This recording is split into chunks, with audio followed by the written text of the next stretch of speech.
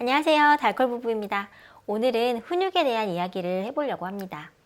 저는 아이가 엄마 아빠의 말을 이해하는 순간부터 훈육이 꼭 필요하다고 생각해요. 반면에 이렇게 생각하시는 분들도 있을 거예요. 자꾸 안 된다고 말하면 아이 정서에 문제가 생기는 건 아닐까? 자존감이 낮아지면 어떡하지? 누가 36개월 이전에는 훈육을 하면 안 된다던데? 하지만 제대로 된 이유와 훈육 방법들을 알고 나면 훈육이 꼭 필요하다는 걸 알게 되실 거예요. 제가 육아를 하면서 중요하게 생각하는 것들이 여러 가지가 있지만 그 중에서도 첫 번째가 애착 형성, 아이를 행복하게 키우는 것. 두 번째가 아이의 시기별 발달 과정을 완전히 이해하는 것, 자연스럽게 키우는 것. 세 번째가 자기조절력을 키워주는 건데요. 제가 훈육이 꼭 필요하다고 생각하는 이유가 바로 이 자기조절력 때문이에요.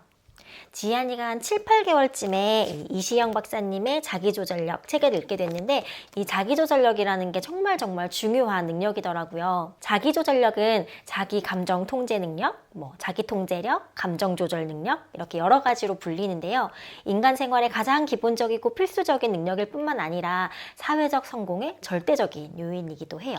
수많은 연구들에서 어린 시절의 자기조절 능력이 좋을수록 커서 학업, 직업 등의 수행 능력은 물론 공감력, 도덕성, 사회성이 더 좋다는 것을 보여주고 있고요. 두려움이나 불편함 등의 부정적인 감정이 적게 일어나서 긍정적이면서도 적응 능력이 좋다는 게 관찰되었다고 합니다. 조금 어려운 내용이기는 하지만요. 육아책에서 보면 이런 내용이 많이 나와요. 인간의 뇌를 보면 감정적이고 충동적인 변형계와 이성적이고 지성적인 인간의 뇌인 대뇌 피질, 대뇌 심피질이 있고요. 그 사이에 OFC라고 불리는 작은 곳이 있어요.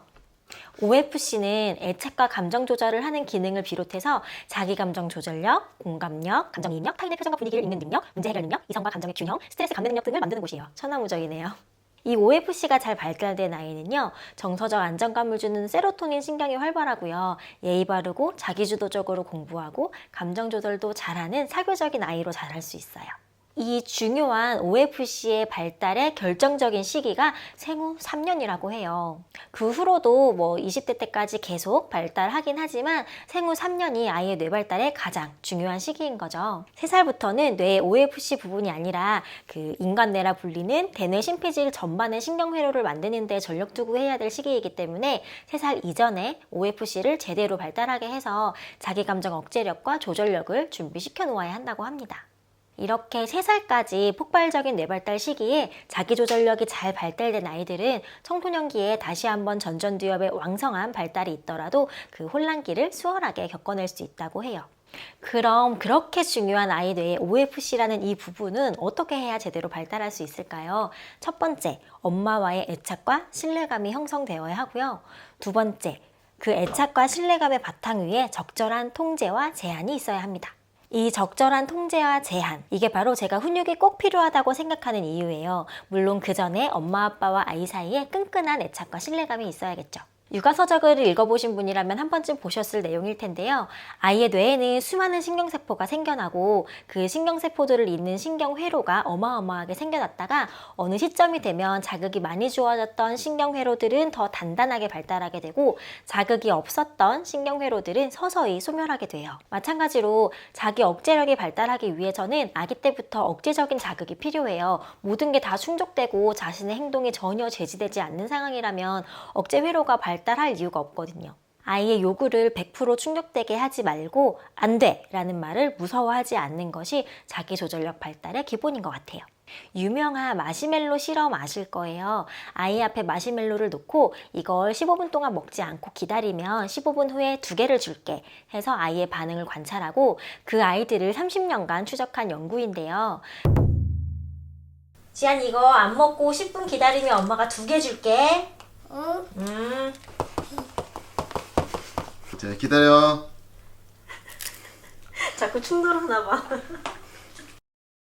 15년 후에 실험에 참가했던 아이들을 다시 만났을 때 마시멜로를 끝까지 먹지 않고 참았던 아이들은 대인관계도 좋고 학업 성적도 훌륭했고 자신감이 더 많았고 어려움이 있더라도 목표를 위해 노력할 줄 알고 문제 해결 능력도 높았다고 해요.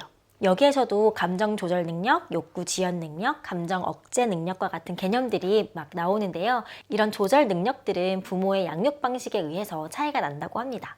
아이들은 돌이 지나고 2돌쯤 돼가면 독립심이 커지고 스스로 해보고 싶은 욕구가 커지는데, 그것이 좌절됐을 때 좌절감을 해소할 수 있는 효과적인 방법을 알지 못해서 분노로 표출하고 때를 쓰고 울고 화를 내는 거거든요. 이렇게 아이가 떼쓰기, 울기, 짜증내기 등의 감정 표현을 했을 때 다그치거나 폭발하지 않고 아이의 감정을 이해해주고 적절한 지원을 해주면 아이는 자연스럽게 감정을 조절하는 법을 배우고 어떤 다른 방법으로 표현하면 좋을지 알게 된다고 합니다. 마지막으로 발달 심리학의 저자 데이비드 셰프와 캐서린 킵의 4가지 양육 방식에서 사회적, 정서적, 지적 영역에서 가장 긍정적인 결과를 가져온 양육 방식은 권위적인 양육 방식이라고 해요. 권위적인 부모는 통제적이지만 융통성이 있고, 아이에게 요구를 하지만 합리적인 이유를 설명하고, 아이가 자신의 요구에 부응할 것이라고 믿고, 아이의 관점을 잘 수용하고 민감하게 반응하고 의사결정에 아이를 참여시킨다고 해요. 심리학자 바움린드가 말하는 민주적 부모가 여기에 해당돼요. 이런 부모 밑에서 자란 아이는 대체로 유쾌하고 사회적으로 책임감 있고 자기 신뢰감이 높고 성취지향적이고 성인이나 또래들과 협력적인 경향이 높았다고 합니다. 부모가 너무 엄격하거나 너무 허용적이어서는 아이가 균형 있는 사람으로 자라지 못할 거예요. 그래서 엄격과 허용의 중간을 유지하기 위해서 저와 남편은 오늘도 열심히 부모 공부를 하고 있습니다. 훈육이 필요하다고 해서 지금 2돌도 안 되는 아기에게 100% 엄마의 말을 알아듣고 행동으로 옮기라고 할 수는 없죠, 당연히. 저도 지금은 지안이의 조절력과 통제력에 바탕을 길러준다는 마음가짐으로 한 4살 정도까지는 안 되는 행동에 대해서 명확하게 알려주는 것을 목표로 훈육을 하려고 해요. 다음 영상에서는 이런 이론들을 바탕으로 제가 지안이를 훈육하는 방법들을 공유해 볼게요. 앞으로도 쭉 달콜 부부와 육아 공부 함께 해요. 오늘도 감사합니다. 안녕. 안 예쁜 적도 있었나요? 여보 오늘 성교나 하지 마. 진짜 이상해.